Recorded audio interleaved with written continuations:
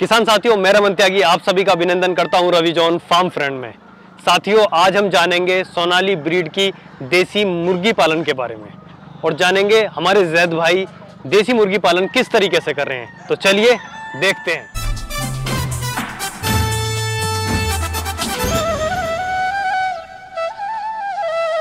अगर सूरज की तरह जलना है तो रोज उगना पड़ेगा।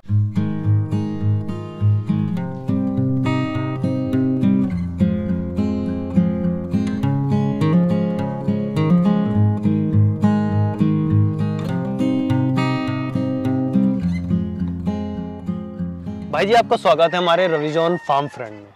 जो सामने से किसान भाई देख रहे हैं, उन्हें आप अपना और अपने फार्म का एक परिचय दीजिए। रमन भाई, सबसे पहले मैं आपका स्वागत करता हूं अपने फार्म के ऊपर। जी, मेरा नाम जैद है और हमारा जो फार्म स्थित है ये दतावली रोड गोकुलपुर मेरठ में स्थित है। जी हाँ तो जैद भाई, जैसे आप ये फार्म चला रहे हैं देसी पोल्ट्री फार्म, जी। इससे पहले आप क्या कर रहे थे? थोड़ा सा उसके बारे में किसान भाइयों को बताइए।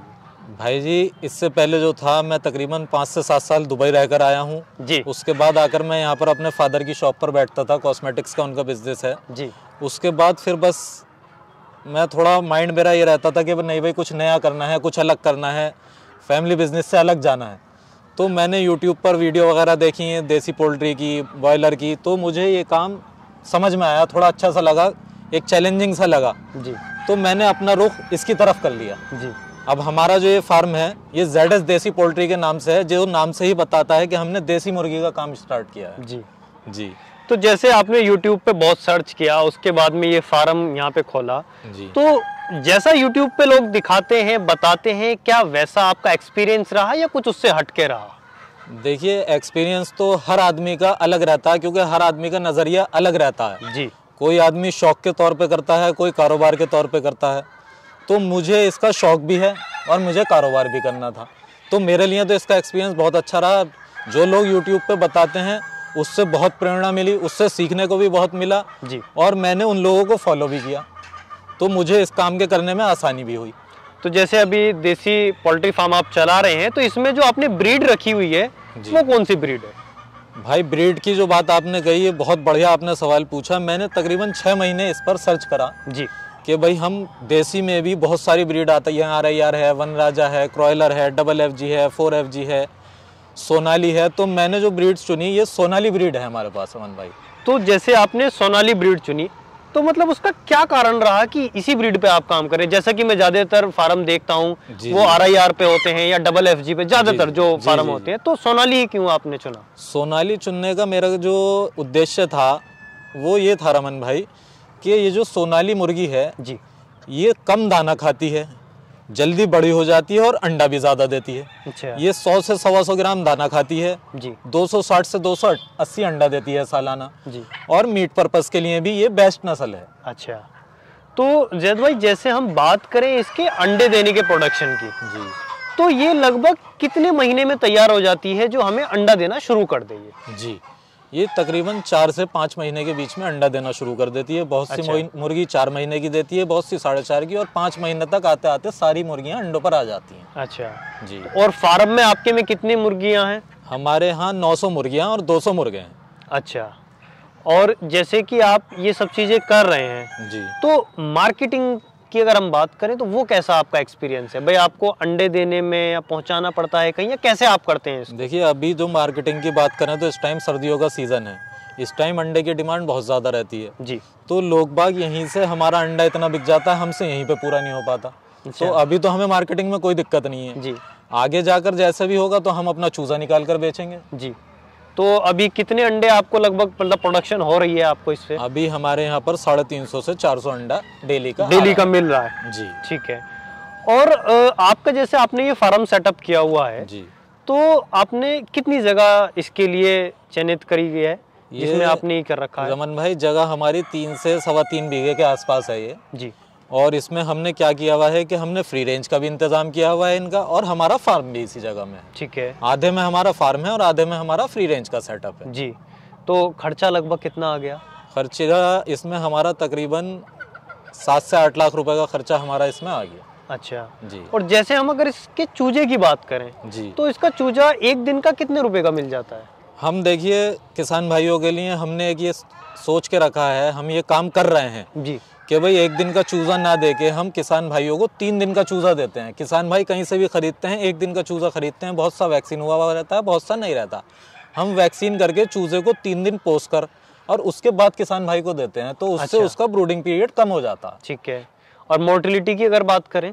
मोर्टिलिटी की अगर बात करें तो ये नस्ल जो होती है बहुत मजबूत नस्ल है। इसमें मोर्टिलिटी का रेशियो ना के बराबर होता है। जी इसमें आप ये समझ लिए कि जैसे डबल FG है या और दूसरी भी ब्रीड है, ब्रॉयलर है, क्रॉयलर है, तो उसके मुकाबले ये बहुत मजबूत नस्ल है और इसमें जो है मोर्टिलिटी भी बहुत कम है। कम है जी। तो लगभग कितने पैसे का मिल जाता है इसका चूजा एक? इसका चूजा 3 दिन का? तकरीबन 3 दिन का चूजा हम 35 से 40 रुपए का देते हैं। अच्छा, तो मतलब कोई ज्यादा इतना वो कोई नहीं ज्यादा है। महंगा भी नहीं है। ठीक है। और जो सामने से किसान भाई देख रहे हैं, मैं आपसे ये जानना चाहूंगा कि उनको आप ये बताइए कि वो कितनी कम से कम पूंजी लगा के इसको स्टार्ट कर सकते हैं? देखिए किसान भाइयों को मैं ये कहना चाहूँगा कि एकदम बड़ा करने की ना सोचें।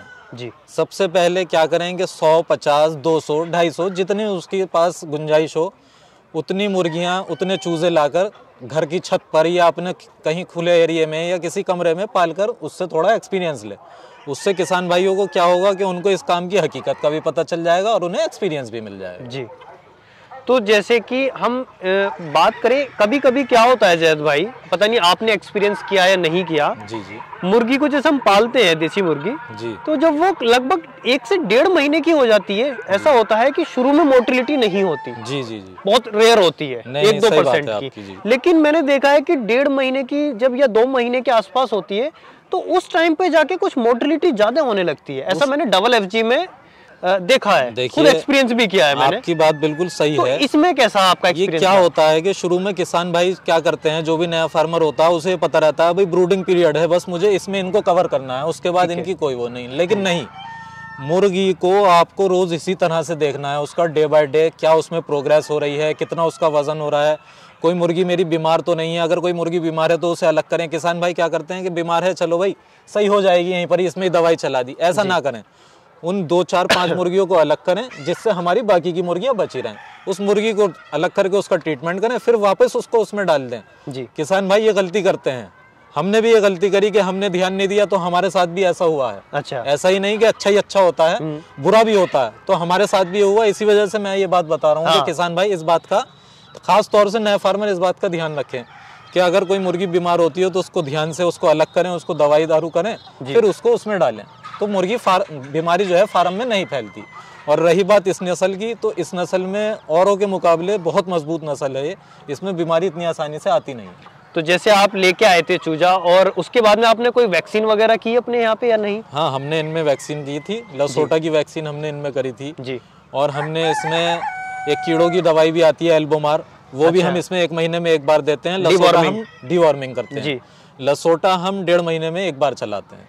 अभी जैसे आपने फ्री रेंज किया हुआ है, जी जी, तो फ्री रेंज में क्या बेनिफिट्स है, क्या फायदा रहता है? फ्री रेंज में बहुत बेनिफिट होता है। फ्री रेंज में सबसे बड़ा जो बेनिफिट होता है वो फार्मर के लिए ये होता है कि उसका जो फीड कॉस्ट होता है ना, वो बिल्कुल ये समझ लीजिए आप आधा भी हो जाता है, किसी किसी तो 70% भी कम हो जाता है। अच्छा। जैसे हम इनको हरी सब्जियां जो वेस्ट होती हैं वो भी हम इनको खिलाते हैं जी। हम इनको बरसीम वगैरह भी खिलाते हैं जी। तो उससे हमारी फीड कॉस्ट कम हो जाती है। फ्री रेंज का सबसे बड़ा बेनिफिट फीड पर पड़ता है जी। और अगर किसान भाई फीड कॉस्ट को कम कर लेते हैं तो कामयाबी आसानी से मिलती है, उनका मार्जिन प्रॉफिट बढ़ जाता है।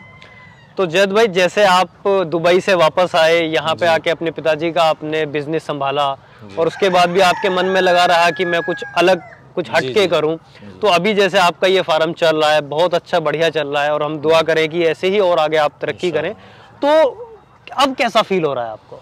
भाई अब मुझे इस टाइम बहुत संतुष्ट फील हो रहा है जी। भाई। मेरा शौक भी था, मैं कबूतर भी पालता था, मुर्गियाँ भी पालता था, अब मैंने मेरे शौक को पैशन बना लिया। पैशन बना लिया, मैंने इसे अपना कारोबार बना लिया जी। अब ये मेरा शौक भी यहाँ पर पूरा हो रहा है और मेरा काम भी चल रहा है, तो मतलब बड़ा अच्छा लग रहा है मुझे। मैं बहुत संतुष्ट फील करता हूँ। जो सामने से किसान भाई देख रहे हैं, उनसे आप क्या कहना चाहेंगे इस ब्रीड के बारे में स्पेशली? देखिए, आपने बहुत अच्छा मेरे से सवाल करा। यहाँ पर जो है हमारे यूपी में, उत्तर प्रदेश में, दिल्ली NCR में ज़्यादातर जो लोग पालन करते हैं ना, डबल FG या आजकल एक ब्रीड चल रही है कड़कनाथ, जी। सबका जोर उसके ऊपर है जी। किसी का ध्यान इसके ऊपर है ही नहीं कि ये सोनाली नस्ल है। तो मैंने 6 महीने इसके ऊपर वर्कआउट किया जी। उसके बाद मैंने ये नस्ल का चयन करा। इसका बेनिफिट ये है कि ये कम दाना खाती है, ज्यादा अंडा देती है जी। और ये दोनों पर्पज से आप इसे पाल सकते हैं, मीट पर्पज से भी, एग पर्पज से भी।